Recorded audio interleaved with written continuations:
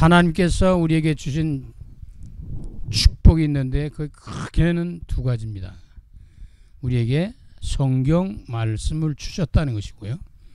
그 성경 말씀의 내용 중에 피가 된 예수 그리스도를 실제로 우리에게 보내주셨다는 거예요. 이것이 최고의 선물입니다. 그러니까 말씀을 몰라도 문제가 되고 예수 그리스도를 모르면 더군다나 더 문제되겠죠. 이제 우리는 그리스도 안에서 말씀으로 굳게 서야 합니다. 그리스도 예수 안에서 말씀, 그리스도 예수의 말, 다시 말하면 복음의 말씀이라고 말할 수 있죠. 그래서 이 말씀에 굳게 서려면 중요한 것이 말씀을 들어야 되잖아요. 그것이 바로 예배의 중요성을 또 다루고 있습니다. 예배 속에 제일 중요한 거 다 중요하잖아요. 그러나 그 중에서도 오늘도 하나님이 우리에게 주시고자 하는 말씀이 있거든요. 그 말씀을 받는 순간입니다. 그래, 주님 오실 때까지 승리할 수 있는 길은 뭐냐? 말씀 위에 굳게 서는 거예요. 그리스도 예수 안에 굳게 서는 거예요. 이 세상은요, 모든 것에 길이 있어요. 자동차도 길이 있어요. 막 다니는 것 같지만 길이 있습니다. 그리고 비행기도 막 날아다니는 것 같은데 길이 있어요. 배도 마찬가지예요. 배도 막 다니는 것 같아도 배길이 있어요. 또 이 모든 자연 속에 다 막 그냥 되는 것 같아도 아닙니다. 길이 다 있어요. 질서가 있다 그 말이죠. 지구가 뭐 한 1600km의 그 속도로 돌고 있대요. 이 지금 우리가 가만히 이렇게 있는데 아무 느낌이 없잖아요. 그런데 이게 1600km 이상의 속도로 달린다는 거예요. 그러니 어마어마하게 돌고 있다는 거죠. 그 길이 있다는 거예요. 우주에도 다 길이 있어요. 법칙이 있단 말이죠. 인간의 삶도 참된 길이 있다는 거예요. 물론 좀 더 하면 악한 길도 있고 선한 길도 있고 행복하고 불행한 길도 있고 많이 있겠죠. 어쨌든 인생사에도 우리 일생을 살아가는 동안에 많은 길을 가는데 거기에 인생의 삶의 길이 있다는 겁니다. 그럼 신앙인들은 뭐겠어요? 진짜로 주님 오신 날까지, 오늘 언제 오실지도 몰라요. 언제 우리가 이 땅 떠날지 모르거든요. 그때까지 승리할 수 있는 길이 뭐냐? 말씀 위에 굳게 서는 것이다 라고 하는 겁니다. 그래서 오늘은 주님 약속하신 말씀 위에 서서 찬송가 546장입니다. 먼저 첫째, 작사와 작곡의 배경을 본다면 같은 분이 작사 작곡을 했어요. 작사자와 작곡자는 미국의 카토란 목사님이신데 여러 분야의 저서를 남겼죠. 많은 책을 썼다는 거죠. 수십 편의 찬송시도 지었습니다. 이게 찬송시를 많이 쓰는 분들이 많아요. 은혜 받은 사람들은 이 시를 많이 쓰거든요. 그 다음에 천지는 없어질지언정 내 말은 없어지지 아니하리라고 하는 오늘 본문 속에서 마태복음 24장 35절을 토대로 해서 작사되어지고 작곡되어졌다고 볼 수 있습니다. 자, 그럼 이 찬송가 가사에서 우리에게 주는 메시지를 한번 살펴보도록 한데요. 찬송가 가사가 주는 메시지는 여기에 키가 뭐냐? 키라는 건 강조하는 게 뭐냐 그러죠. 많이 이야기하고 있는 게 뭐냐면 첫째는 뭐냐면 주님 약속하신 말씀 위에 서서예요. 주님이 약속을 했어요. 우리에게 말씀을 주시는데 약속을 하신다고요. 왜 약속하겠어요? 그 약속을 이루어주겠다는, 성취하겠다는 거거든요.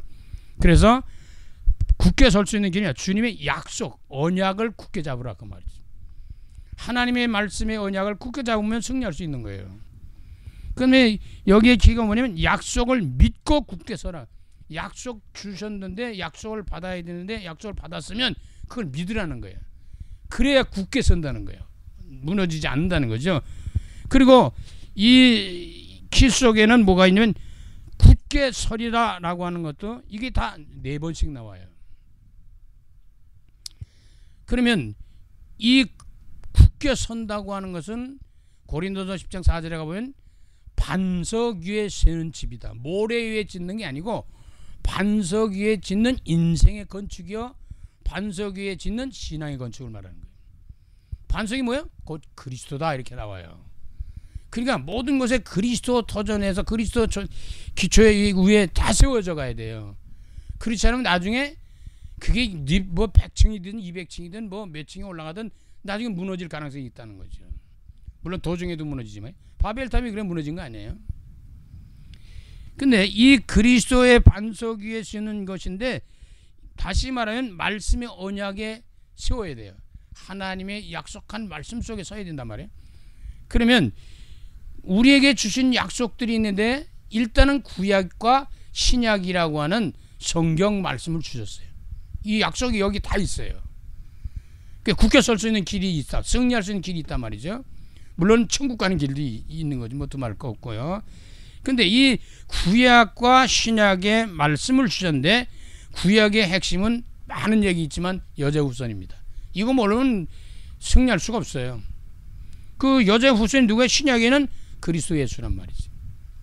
결국은 성경 구약과 신약의 핵심 키의 열쇠는 뭐냐? 예수 그리스도예요. 단 한마디면 복음이란 말이지. 그리스도라는 단어를 놓치면 안 되는 거예요. 그리스도를 놓치면 안 되는 거거든요. 성경을 많이 읽든지 성경 연구를 하든지 뭐 설교를 듣든지 전하든지 뭐든지 복음이 빠지면 안 되는 거거든요. 근데 마귀는 복음을 모르게 하고 복음을 전하지 못하게 하고 복음 못 누리게 하는 거거든요. 그러니까 자꾸 이 예수 그리스도 말하면 이상하게 보이는 거예요, 사람들이. 윤리 도덕적인 얘기를 잘해서, 또 아니면 코미디언 하는 것이 웃기는 거 잘해서 이러면 막 신나고 좋다 그러는데, 사실은 엄밀히 따지면 그건 아닙니다. 예수 그리스도가 빠진 모든 것들은 다 모래 위에 짓는 것이 돼요. 그래서 결국 어느 날 무너져 버려요. 그러나 복음 그리스도 안에 예수 그리스도의 그 위에 세운 것은 무너지질 않아요. 자, 설교를 듣고 설교를 전할 때도 예수 그리스도가 강조되어서 모든 사람들에게 복음이 각인되고 뿌리 내리고 체질되어야 사는 겁니다. 근데 그게 안 되고 딴 게 들어간단 말이죠. 아, 참 목사님 웃겼어, 아 재밌어. 뭐 재미있죠. 그게 중요한 게 아니고 그 재미 속에서 복음이 각인되어야 되거든요. 복음이 그리스도 예수가 각인되어야 되는데 그게 다 빠뜨리는 거예요. 지금 마귀 작전이 그겁니다. 자, 예수를 모르게 하죠. 믿지 못하게 합니다. 근데 그 예수를 알게 되고 믿게 된단 말이에요. 그럼 교회를 못 다니게 한다고요. 왜? 교회에 오면 말씀 들으니까. 교회에 오면 신앙이 자라니까.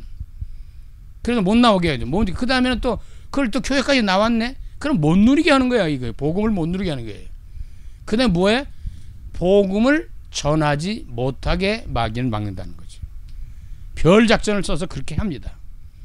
자, 그러면 이 찬송가 가사가 주는 메시지 가운데서 우리가 알아야 될 것은 사실은 예수 그리스도 중심이거든요. 오늘도 말씀을 듣고 말씀을 전달할 때 예수 그리스도가 증거되지 않고 그것이 내 마음에 영혼에 각인 뿌리 체질이 안 되면 어떤 면은 실패한 거예요. 그러나 어느 날 그게 안 되고 겉에 드러놓으면 보면 그게 나중에 살아난단 말이죠. 진짜 그 나도 모르는 사이에 각인되고 뿌리가 체질이 되게 변했기 때문에. 그러면 1절 보겠습니다. 주님 약속하신 말씀 위에서 그랬어요. 주님 하나님이 약속한 말씀 위에 서야 돼요. 내 맘대로 말씀을 해석하거나 그래도 안 되잖아요. 주님이 하나님이 주신 말씀 언약 속에 서야 된다면 그 말이에요. 그러니까 그 말씀은 영원토록 주를 찬송하리라. 하나님 말씀이 제대로 들면 이건 변함이 없어요. 말씀은 없어지질 않아요. 영원토록 없어지지 않는 것이기 때문에 영원토록 찬송할 수밖에 없는 겁니다. 찬양하고 영광 돌리게 되죠. 그러면 소리 높여 주께 영광 돌리며, 그때는 뭐 소리 높일 수밖에 없죠. 자, 확신이 있는 사람일수록 담대히 말합니다. 그렇죠? 확신이 없는 사람일수록 담대히 말을 못하게 돼 있거든요. 약속 믿고 굳게 서리라. 한마디로 하나님의 약속한 그 약속을 믿어야 굳게 서는 거예요. 다시 말하면 언약의 말씀 속에 세워져라 그 말이죠. 자, 2절 보겠습니다. 주님 약속하신 말씀 위에 똑같아요. 2절에도 시작이 주님 약속하신 말씀 위에. 주님 지금도 말씀을 주시는 거예요. 지금요. 약속을 하시는 거예요. 너와 나 사이에 약속을 계약을 맺는 거죠. 쉽게 말하면 아담과 하와가 하나님과 계약했는데 그걸 파기한 거 아니에요. 그래 인생에 문제가 온 거 아니에요. 그게 창세기 3장 배경이잖아요. 세상 염려 내게 엄습할 때에 타락하고 범죄한 이후에 창세기 3장 이후에는 인생들에게는 가지 문제가 오게 돼 있잖아요. 그 중에도 염려, 근심, 걱정이 태산 같아요. 그런 것들이 뭐 태산같이 밀려오고 엄습해 와도 용감하게 심소 싸워 이기며. 왜? 믿음 있는 사람들은, 반석 위에 세운 사람들은, 말씀의 터전 위에 있는 사람들은, 다시 말해서 복음의 제대로 누리는 사람들은 이길 수 있는 거예요. 왜? 내가 세상을 이겼다 그러죠. 예수님 그리스도께서 세상을 이겼기 때문에 세상을 이기신 그리스도 안에 있으면 우리가 같이 이길 수 있다는 겁니다. 자, 약속 믿고 굳게 서리라. 약속을 믿으래요. 그러면 굳게 서게 되고 굳게 서라는 거예요. 3절 보겠습니다. 똑같이 또 나와요. 주님 약속하신 말씀 위에. 이게 굉장히 중요하기 때문에 강조하는 거거든요. 이 가사가 나오게 된 동기 중 하나님이 성령으로 감동시켜서 이걸 쓰게 했을 거잖아요. 그러니까 이렇게 강조할 때는 뭔가 2번, 3번 강조할 때는 굉장히 중요한 의미를 갖고 있습니다. 성경에도 가라사대 뭐 이런 얘기가 계속 반복 나오고 뭐 말씀이 반복되는 것들이 있거든요. 그건 굉장히 중요한 의미를 갖고 있습니다. 영원하신 주의 사랑 심있고 변함이 없는 하나님의 사랑을 심있고 살아가는 겁니다. 그러니까 하나님을 알고 그리스도 아는 사람들은 하나님의 사랑에서 떠날 수가 없어요. 왜냐하면 그 사랑이 무한대 영원한 것이에요. 변함이 없어요. 인간들은 그 사랑도 모든 것들이 변할 수 있지만 하나님의 사랑은 변치 않습니다. 우리가 변하고 우리가 하나님을 떠나고 우리 마음들이 하나님의 마음에 헤아리지 못해서 그렇거든요. 그걸 누리지 못하기 때문에 영원하신 주의 사랑 심있고 성령으로 심소 싸워 이기며. 우리 혼자 스스로 살아갈 수 없기 때문에 하나님 약속한 거예요. 보혜사 성령을 보내주시겠다. 그래서 우리가 초대교회들 보면 기도했잖아요. 성령 충만 받기 위해서. 보혜사 성령 뭐예요? 보혜사 도와주기 위해서 성령께서 오신 하나님이 우리와 함께 하시겠다. 그런 뜻입니다. 약속 믿고 굳게 서리라. 믿어야 되는 게 믿음이 그렇게 중요합니다. 약속에 하나님의 약속의 말씀이 중요한데 그걸 믿어야 된다는 말이죠. 믿는 자들에게 역사가 일어나니까. 자, 그러면 4절 보겠습니다. 주님 약속하신 말씀 위에 서서 성령 인도하는 대로 행하며. 자, 이제부터는 내 마음대로 사는 게, 구원받은 백성들은 내 마음대로 사는 게 아닙니다. 누구 마음대로? 하나님의 뜻대로 하나님 마음대로 사는 거예요. 하나님이 원하시는 대로 우리가 가는 거예요. 그러니까 그게 말 안 들으니까 우리가 기도도 하고 막 이러는 거 아니에요. 몸부림도 치고 그러죠. 그래, 성령 인도하는 대로 행하며 주님 품에 항상 안식 얻으며. 그리스도 예수 안에 복음 안에 하나님 안에 있는 사람들에게 참 평안과 안식과 기쁨이 넘치게 돼 있다는 거죠. 불안하다는 말은 뭐예요? 하나님 안에 누리질 못하는 거 아니에요. 그러니까 불안한 거예요. 염려, 근심, 걱정 왜 그래? 하나님 못 믿는 거예요. 안 믿는 거예요. 세상 보니까 그거 안 되거든요. 이게 100% 믿어야 돼 못 믿는 거거든요. 자, 그러면 후렴에 가서는 뭐라고 강조를 하면 굳게 서리라. 서되 굳게 서라는 거예요. 그거 굳게 서는 방법이 뭐야? 반석 위에 세우는 것이다. 모래 위에 세우지 말고 영원하신 말씀 위에 굳게 서는 것이 반석인데 그 반석은 영원한 말씀 위에 서는 것이다. 자, 굳게 서리 반복적으로 나옵니다. 그 말씀 위에 굳게 서리 복음의 말씀을 말합니다. 그러니까 우리가 예수 그리스도 모르면요 굳게 설 수가 없는 거예요. 자, 그러면 이러한 가사 내용이나 이 하나님의 계획과 뜻 속에서 주신 것을 우리가 살펴보면서 오늘 이 시대에 저와 여러분 성도들에게 전도자들에게 주시는 메시지는 뭘까? 오늘 나에게 주시는 말씀은 뭘까? 메시지가 뭘까? 하나님 뜻이 뭘까? 현장을 살리고 전달할 메시지라고 볼 수 있죠. 근데 모든 것이 아까 말씀드렸던 길이 있듯이 모든 것이 흐름이 있어요. 흐름. 봄, 여름, 가을, 겨울 이렇게 있듯이 뭔가 물살도 흐름이 있어요. 흐름을 타고 가면 살아요. 흐름을 잘못하면 거슬리면 죽을 수도 있어요. 근데 말씀의 흐름이 있다는 거예요. 그러니까 구약과 신약의 말씀이 그냥 된 게 아니라 창세기부터 요한계시록까지의 하나님이 원하시는 그 말씀의 흐름이 있어요. 그래서 어떤 면은 성경을 읽을 때 창세기부터 요한계시록이 좀 어렵죠. 구약은 좀 어렵잖아요. 계속 쭉 읽어나가는 게 좋을 수도 있어요. 근데 어렵잖아요. 그러니까 쉬우면 신약으로 오면 좀 쉬워야 은혜 속에 이게 되어 있기 때문에 그래서 자기가 원하는 좋아하는 것을 읽게 돼 있죠. 그러나 창세기부터 요한계시록까지 계속 쭉 읽어나가는 것이 더 좋습니다. 흐름을 타고 가기 때문에. 자, 그러면 이 구약과 신약 속에서 말씀의 흐름이 있는데 구약과 신약과 오늘날의 모든 것에 흐름이 있어요. 다시 말해서 지금 말씀을 주시는 것도 각 교회마다 주의 정도를 통해서 선포하는 말씀이 그 교회에 합당한 흐름 속에 나오는 거예요. 그래서 아무 교회가 좋고 나쁘고 그게 아닙니다. 어떤 목사님을 세워서 설교를 하시든 간에 그 교회는 그 교회에 맞게 하나님이 그 종을 통해 주시고자 하기 때문에 그걸 받아들일 수 있어야 된다는 거죠. 그러면 뭐 한 사람만 필요하면 뭐 더 한 사람이 100만 개면 100만 개 다 해야 되잖아? 안 되잖아요. 지역마다 다르고 목사님마다 다르고 성도들마다 다 다르거든요. 그래서 거기에 맞게 메시지가 나가서 그래서 뭐 각 교파들 많잖아요. 그거 많은 것도 좋은 건 아닌데 또 나쁜 것도 아니에요. 자, 각자 알아서 맞게 가서 신앙생활 할 수 있으니까. 뭐 슈퍼마켓도 가고 뭐 백화점도 가고 다 그러는 거지. 옆에 구멍가게도 가고 그러는 거지. 뭘 그 있다 없다 그럴 얘기가 없어요. 그게 다 하나님의 계획 속에 보면 뭔가 다 이유가 있거든요. 그러면 성경 말씀의 중요성이 뭐냐? 바로 이 흐름 속에 있다는 거죠. 그 흐름을 잘 타면 쉬워지는 거죠. 인생사도. 하나님의 인도를 잘 받으면 쉬워지는 거죠. 근데 흐름을 잘못하면 거슬리면 힘든 거죠, 인생이. 자, 그러면 구약 말씀의 언약이 뭐겠어요? 창세기에서부터 요한계시록까지 가운데 구약에 3, 9, 17 그래서 66권 아니에요. 근데 핵심적인 다 중요하지만 우리가 구약에는 모세오경을 중요시 여깁니다. 물론 말라기서까지 다 가야 되지만요. 뭐 시간상도 그렇기 때문에 그러면 구약에는 창세기, 출애굽기, 레위기, 민수기, 신명기 여기 중요하죠. 물론 여호수아는 이제 정복에 대한 여러 가지도 나오겠지만요. 그러니까 창세기에서 핵심이 뭐예요? 창조예요. 하나님이 세상을 인간을 창조하셨다. 그게 핵심이에요. 세상에서는 이거를 밝힐 수가 없어요.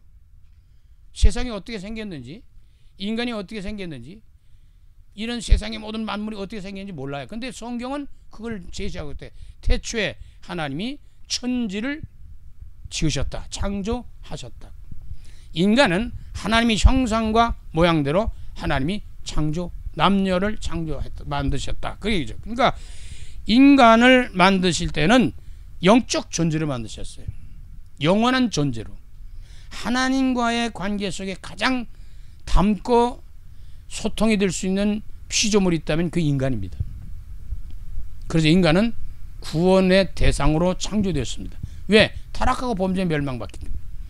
자, 창조는 하나님이 세상을 창조했다. 그것만 하는 가지도 이 성경의 뚜껑을 열면 창세기 나오잖아요. 창세기 뚜껑 열어서 시작하면 뭐가 나요? 태초에 하나님이 천지를 창조하셨다. 이게 답을 주는 거예요. 모든 것에는 답이 없어요. 실제는요. 근데 성경은 뚜껑을 여는 순간에 태초에 하나님이 천지를 창조하셨다라고 답을 주는 거예요. 그래서 성경 속에 답이 있어요. 못 찾아서 그렇지. 못 누려서 그렇지. 그러니까 연구하는 거 아니에요. 그래서. 자, 그러면 그 창조의 하나님께서는 인간에게 모든 피조물에게 복을 주신 거예요. 근데 복을 주는데 왜 이렇게 어려움들이 많고 힘들고 병들고 죽고 막 이런 일이 막 일어나느냐? 그게 하나님과 약속, 계약이 있었는데 선악과로 계약했는데 그 계약을 파괴했다는 겁니다. 그래서 우리가 인생이 이렇게 고달프게 사는 것이고 병들기도 하고 죽기도 하고 이러는 거예요. 그래서 하나님은 인간을 구원하실 계획을 하십니다. 이렇게 멸망시켜서는 안 되겠다. 그래서 구원하는데 인간이 타락했단 말이죠. 그래서 이스라엘 백성들에게 3대 절기를 주시기도 하고 하나님이 성경 속에서 가장 먼저 우리들에게 깨우쳐주려고 하는 것이 에덴 동산의 모습이거든요. 거기는 뭐 사자와 같이 살고 뱀하고 같이 살고 다 그랬거든요. 처음에는. 그때는 뭐 채소 먹으면 되는 거예요. 근데 나중에 노아 홍수 이후에 고기 먹게 만든 거잖아요. 짐승. 점점 악해졌어요. 자, 그러면 이 타락하는데 세 가지 사건이 터졌어요. 에덴 동산에서 창조의 역사와 축복의 역사들이 일어나고 언약의 역사가 일어났는데 이걸 어겼단 말이죠. 물론 인간이 불신하고 불순종했는데 거기 개입한 놈이 사탄과 귀신 악령들이거든요. 그러니까 사탄이 그렇게 역사를 작용했어요. 그래서 이 하나님을 떠나서 먼저 다가온 게 인생이 죽는 거예요. 근데 그 죽는 것이 영이 먼저 죽는 거예요. 내면에 눈에 안 보이는 세계가 영적 존재가 영적 존재를 상실하고 잃어버리는 거죠. 그래서 결국에는 뭐냐, 귀신 섬길 수밖에 없죠. 사탄의 정도로 타죠. 네필림 시대가 되는 거예요. 그러니까 하나님이 아닌 다른 걸 섬기는 시대가 됐단 말이죠. 계속 그래 나오니까 그리고 인간은 세상밖에 몰라요. 그러다 보니까 출세하고 성공하고 돈 벌고 뭐 이런 일이 계속 했는데 그게 바벨탑 사건이거든요. 결국은 하나님께서 바벨탑을 멈추게 하죠. 무너지게 한다. 세워지지 못하게 합니다. 교만해가지고 자꾸 점점 타락하고 범죄하고 자꾸 문제되니까 하나님이 없다는데 뭐. 그래서 하나님이 약속한 것이 여자의 후손입니다. 창세기 3장 15절. 창세기에서는 이런 거 빼놓으면 안 되거든요. 그러면 이 이스라엘 민족을 하나님이 선택하자. 타락하고 범죄한 인간이 하나님을 몰라요. 뭐 볼 수가 없어요. 그래서 하나님이 선택을 했어요. 이 땅에 많은 사람들이 사는 중에, 많은 민족이 있고 나라가 있는 중에 이스라엘이라는 유대인 나라를 선택하신 것입니다. 내가 이 나라를 통해서 전 세계를 복음화시키겠다, 살리겠다 그 말이거든요. 그래서 이스라엘 민족이 하나님이 선택된 민족이라서 선민이라고 그래요. 근데 문제는 자기들끼리 이 타락한 범죄한 사람들 중에 뭐 아주 중요하게 일어나는 게 뭐냐, 자기 중심이거든요. 나라도 자기 나라만 따지고 이렇게 하다 보니까 문제가 생긴 거거든요. 자, 이런 과정 속에서 이스라엘 민족이 나중에는 포로가 되고 뭐 전쟁이 일어나고 뭐 별일이 다 일어나거든요. 그래서 이스라엘 민족이 애굽에 가서 430년, 400년 이상 종살이 합니다. 노예 생활한단 말이죠. 그래서 하나님은 그들을 출애굽 구원시키는 거예요. 해방시키는 거예요. 그게 하나님 뜻이에요. 그게 약 400년 이상 걸렸죠. 그래가지고 모세를 통해서 이스라엘 민족을 해방시키는 일을 시작을 하시는 겁니다. 물론 시작은 처음부터 계속이지만요. 그래서 그 인간이 타락하고 범죄해서 멸망과 저주하고 지옥 가는 인생들을 구원하기 위해서 하나님은 남자의 후손은 원죄를 타고났기 때문에 안 되기 때문에 여자의 후손을 통해서 해야 되겠다 성령으로 잉태되어 동정녀 마리아를 통해 예수 그리스도를 이 땅에 보내신 겁니다. 말씀이 육신이 된, 그러니까 말씀의 도전에 선다는 것은 예수 그리스도에서 쓰는 거예요. 자, 그럼 출애굽기에서는 뭐냐? 피의 언약을 회복하는 거예요. 죄의 싹은 사망. 피 흘림이 없으면 사는 길이 없어요. 죽어야 돼. 피가 흘림이 없어요. 그래서 다시 말해서 저와 여러분이 인류 모든 사람이 죽어야 될 것을 대신해서 예수 그리스도께서 이 땅에 오셔서 십자가의 양손과 양발에 못 박고 창조받고 죽으신 겁니다. 아주 물까지 몽땅 쏟으셨다는 거죠. 이 출애굽 사건인데 출애굽 사건에서 양의 피를 바르는 날 해방의 역사가 일어나기 시작합니다. 그건 뭐냐? 언약이 회복되는, 피의 언약이 회복되는, 예수 그리스도의 보혈의 회복을 말하는 거예요. 십자가에 흘리신 보혈의 공로로, 십자가의 공로, 예수 그리스도의 피의 공로로 우리가 구원받는 거거든요. 그럼 이것을 계속 반복 잃어버리지 않고 살아갈 수 있도록 하는 절기가 지난번에 말씀드린 것처럼 세 절기입니다. 유월절, 오순절, 수장절입니다. 굉장히 중요한 거예요. 이게 다요. 자, 시작이 뭐냐? 구원부터 받아라. 마지막이 뭐냐? 수장절에 들어가라. 천국 들어가는 거거든요. 그 과정은 성령님도 받는 거거든요. 자, 그러면 신앙생활이거든요. 그러면 유월절은 뭐야? 구원이거든요. 해방, 해결받는 거죠. 근본적으로 근원적으로 해결받는 길이 피의 언약이 회복되는 거예요. 예수 그리스도가 회복되는 걸 말합니다. 그럼 구원받은 사람들이 살아가는 삶은 이제 신앙생활이라고 볼 수 있는데, 구원받지 못한 사람들이 살아가는 것도 그렇지만 구원받은 사람도 광야라고 하는 삶을 사는데 세상이라는 이 세상에 살아갑니다. 그때 우리는 어떻게 삽니까? 인도를 받습니다. 누구 인도를 받아요? 마귀 귀신이 인도받는 게 아니라 성령의 인도를 받게 되는 것입니다. 그게 오순절이에요. 성령 내주 인도 역사입니다. 구원받는 순간 성령이 내주하신다. 그리고 그분이 인도하시고 그분이 역사하기 시작하는 거죠. 그래서 우리는 하나님의 뜻을 따라 가게 되고 하나님의 뜻이 실현되는 언약이 성취되는 인생을 살아가게 된다는 게 언약의 여정이죠. 그럼 우린 종착역이 있잖아요. 결국은 인생 마무리 져야 돼요. 개인적으로라도 전체적으로. 그러니까 그것이 만약 수장절입니다. 곡식을 걷어서 창고에 들이는 역사인데 이스라엘들이 광야에서만 사는 게 아니라 가나안 땅에 들어가는 것이 하나님 목적지거든요. 뜻이거든요.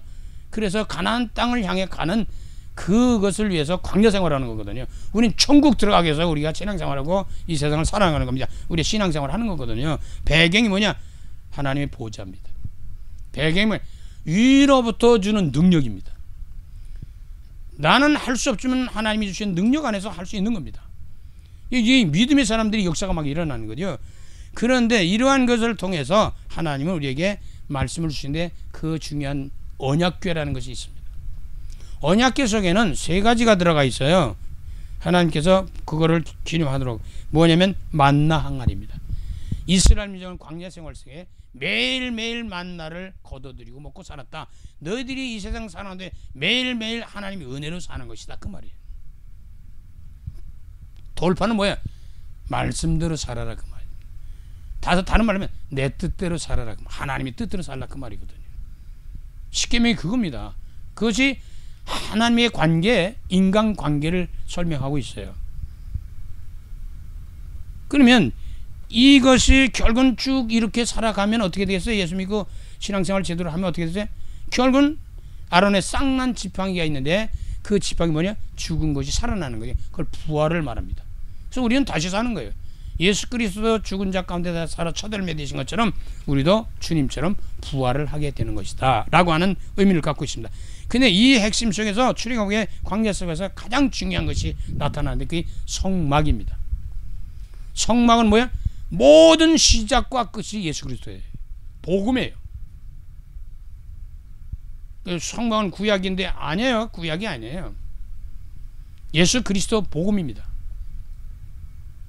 그러니까 이스라엘 민족은 광야 생활하면서 성막 중심으로 텐트를 쳤거든요. 12지파가. 그 말은 그리스도 중심으로 예수 중심으로 살아가는 거예요. 우리 신앙생활도 복음 중심으로 예수 그리스도 말씀 중심으로 살아가게 되게 됐다 그 말이거든요. 그럼 그런 사는 속에서 제일 중요한 게 뭐냐면 이제 하나님을 회복하면 제일 중요한 게 우상 숭배하는 게 아니라 우리는 하나님을 섬기는 거거든요. 경외하고 경배하는 거거든요. 그게 뭐냐면 레위기서입니다. 예배, 제사에 대한 얘기입니다. 레위기서는 예배를 어떻게 드릴 것이냐, 제사를 어떻게 드리냐 그런 내용을 설명하는 거예요. 그래서 제사가 굉장히 중요한데 오늘날 우리는 뭐로 바뀌어요? 예배로 바뀌는 거죠. 그래서 신앙생활하는 사람들 가장 중요한 행위가 예배입니다. 이 예배를 놓치면 안 되거든요. 예배에 성공하면 신앙생활 성공하고 신앙생활 성공하면 세상을 성공하고 승리할 수밖에 없는 것입니다. 자, 그런 가운데 누가 있어요? 말씀 전하고 예배를 집례할 수 있는 제사를 드려야 될 사람은 누가요? 제사장이 필요하죠. 이건 다시 말해서 레위지파를 말하는데 그 중에 우리가 말하는 주의 종들이죠. 성직자를 세운단 말이죠. 그럼 성직자들만 그 예배 드리고 다 그러는 거냐? 이제는 만인 제사장설로 모든 성도 평신도들도 하나님 앞에 제사장직이 있습니다. 물론 성직자와의 관계가 좀 다른 구별이 있지만은 어쨌든 온 구원받은 백성들 다 제사장이에요. 그러니까 가정에서 가장의 축복권이 있잖아요. 내가 가장이다. 그 축복권이 있어요. 물론 교회에서는 주의 종들이 축복권 가지고 축복도 하고 그러잖아요. 그럼 이러한 그 레위기서는 예배 제사에 대한 의미를 담고 있습니다. 이걸 놓치면 안 되거든요.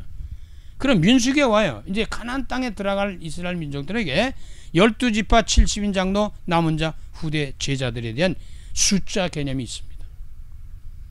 그러니까 저와 여러분이 그리스도 안에 있다는 것은 한 형제와 자매가 된 거거든요. 그래서 이걸 계속 가나안 땅에 들어가서 천국 들어가는 날까지 이걸 누리고 후대까지 계속 누려가려면 뭐예요? 신명기서에 보면 말씀을 각인시키는 거예요. 애들에게 일어서든지 앉아든지 자든지 먹든지 무엇든지 간에 말씀을 놓치지 않도록 하는 거네. 그게 뭐냐면 하나님의 언약을 각인시키는 것인데 하나님의 모든 역사를 각인시키는 거예요. 그래서 12돌 취해서 이렇게 기념비를 세우잖아요. 이렇게 해서 우리가 이렇게 나왔다. 가나안 땅 요단강 건넜다. 이런 걸 보여주고 알려주는 게 우리 후대들에게 다른 말로 하면 복음을 전수해줄 사명과 의무가 있습니다. 그러면 그걸 자꾸 전하면 어떻게 돼요? 말씀의 뿌리를 자꾸 내리게 돼 있어요. 그래서 하나님의 말씀을 자꾸 묵상하는 거죠. 하나님의 말씀을 자꾸 듣는 거예요. 말씀을 자꾸 들으면 거기에 뿌리를 내리게 돼 있어요. 그러면 뭐가 해서? 체질이 돼요. 말씀의 체질이 돼. 복음의 체질이 된단 말이에요. 그냥 무슨 음식을 먹냐 해서 그 사람의 체질이 달라지잖아요. 우리 민족은 김치된장이잖아요. 근데 많이 바뀌었죠. 식사하는 것도 다 달라. 이제 온 나라가 하루에도 왔다 갔다 하니까 그러니까 이제 점점 달라지겠죠. 하나님의 백성들의 삶이 되도록 체질이 되는 거예요. 복음의 사람이 되도록 체질이 되는 거예요.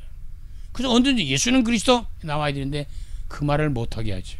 그걸 못 누리게 하고 그걸 못 전하게 합니다. 그래서 신명기에서는 계속 자녀들에게 가르치라는 거예요. 후대들에게, 제자들에게 가르치라는 거예요. 우리가 말씀과 그 복음 속에서 그리스도 안에서 계속 각인되고 뿌리내 체질되면 전도자 사명자로 살아갈 수 있게 되는 겁니다. 자, 그렇다면 이런 가운데 속에서 신약은 어떻습니까? 뒷받침하는 거지. 입증하는 거예요. 구약은 약속이라면 신약은 성취됐다고 보는 겁니다. 이게 맞다는 거죠. 증명하는 거거든요. 그럼 신약의 말씀의 중심은 뭐예요? 예수 그리스도 중심이에요. 신약의 말씀의 중심은 복음 중심입니다. 예수 그리스도. 자, 예수 그리스도를 놓치면 안 됩니다. 설교하는 사람도 설교 듣는 사람도 무엇을 하는 사람들인 간에 예수 그리스도 안에서 하는 겁니다. 예수 그리스도를 놓치면 안 돼요. 뭐든지 무슨 일이라든 직장 사업을 하든 뭐 어디에 뭘 하든 간에 예수 그리스도를 놓치면 안 된단 말이야. 그리스도 중심이란 말은 뭐예요? 복음 중심이다. 복음 중심이라는 말은 뭐예요? 예수 중심이다. 예수 중심이라는 말은 뭐예요? 말씀 중심이에요. 다시 말하면 말씀 중심이라는 것은 예수 중심이고 예수 중심이라는 건 복음 중심이고 복음 중심이 말은 그리스도 중심이다. 그 말이에요. 예수 그리스도가 핵심이에요. 키예요. 자, 그래서 구약과 신약을 한약으로 따지면 이걸 다리면 뭐가 나와요? 예수 그리스도가 나온다는 거지. 이걸 짜고 하면 예수 그리스도 나온다. 그냥 결국은 예수 그리스도를 깨달고 발견을 누릴 수 있는, 전달할 수 있는 사람은 이 최고의 복을 받은 사람이거든요. 아주 완전히 치유받는 역사의 약입니다. 구약과 신약이. 자, 그는 신약은 어때요? 예수 그리스도 중심인데 마태복음 왕으로 오신 그리스도다. 예수 그리스도가 만왕의 왕이시단 말이에요. 우리가 주인으로 섬겨야 될 분이 예수 그리스도예요. 우리의 주인이 돈이 아니에요. 명예 권세가 아니에요. 예수 그리스도가 주인 되셔야 돼요. 주는 그리스도시요 살아계신 하나님의 아들이십니다. 바요나 시몬아 네가 복이 있구나. 반석 위에 교회를 쓰리라. 음부의 권세가 이기지 못하는 천국을 내가 주리라. 하나님의 약속의 언약이 성취되는 축복을 누리게 됩니다. 마가복음 뭐야? 종으로 오신 예수 그리스도의 뭐야? 섬기는 거예요. 그래서 정말 복음 가진 사람들은 섬기는 삶을 사는 거예요. 물론 개인이나 인간이나 교회나 뭐 선교나 모든 것을 섬기겠죠. 근데 누가 보면 인자로 오신 예수 그런데 십자가에 달리신 고난당하신 거예요. 우리의 고난을 아시고 우리의 고통을 아시고 우리의 아픔을 아시고 우리의 죽음을 아시고 하나님은 예수 그리스도가 이 땅에 오셔서 우리의 모든 당하는 고난과 고초를 겪으셨단 말이에요. 그래서 더 우리를 더 하나님이시다 아시지만은 우리에게 그것을 믿게 하는 겁니다. 인정하는 거죠. 요한 뭐야? 하나님의 아들이신 예수 그리스도다. 다시 말해서 예수 그리스도만 구세주다. 메시아다, 그리스도다, 구원자다. 왜? 그분만 하나님의 아들이시고 그분만 구원할 수 있는 그런 자격을 부여받은 사람입니다. 근데 그분이 사람이지만 성령으로 인티어졌기 때문에 그분은 하나님이시다. 그래서 예수 그리스도는 인성과 신성을 같이 갖고 있습니다. 그래서 예수님은 우리를 주의 대신에 죽으셨지만 그런 인간이지만 예수 그리스도는 성령으로 인해 죽을 수 없는 속성이 있거든요. 하나님이시기 때문에 다시 부활하신 거예요. 그래서 우리를 살릴 수 있는 겁니다. 사도행전은 이거에 증명을 하는 거예요. 사도들을 통해서, 전도자들을 통해서. 그래서 사도행전은 성령의 행전이라고 그래요. 전도자들의 복음 사역을 쭉 드러낸 거예요. 그래서 사도행전 1장에서 28장까지 쭉 설명을 하면 어쩌면 사도행전 1장이 되어져야 2장이 나옵니다. 다시 말해서 언약 잡고 기도에 성령 충만해야 되거든요. 성령 충만해야 복음 전하며 기적이 일어나는데 안전병이 일어나거든요. 근데 그런 과정에서 놀라운 일은 이러한 일이 일어날 때 반대 세력이 나온다 그러면 사탄이 핍박이 일어난다 그 말이죠. 그럼에도 불구하고 복음은 계속 확산되는 거예요. 그래서 28장까지 와서 지금은 28장 이후에 29장이 진행된다고 보겠죠. 이건 계속됩니다. 언제까지? 주님 오시는 날까지, 우리가 생을 마치는 날까지 계속되는 거거든요. 그래서 이 복음 사역의 전도자들의 이 사역을 성령께서 하셨기 때문에 성령 행전이라고 그래요. 그런데 서신서가 있잖아요. 서신서는 그 나머지는 뭐냐? 예수가 그리스도라는 것을 잘 설명해 주는 거예요. 당위성이라든지 절대성이라든지 이런 것들을 잘 설명해 주는 거거든요.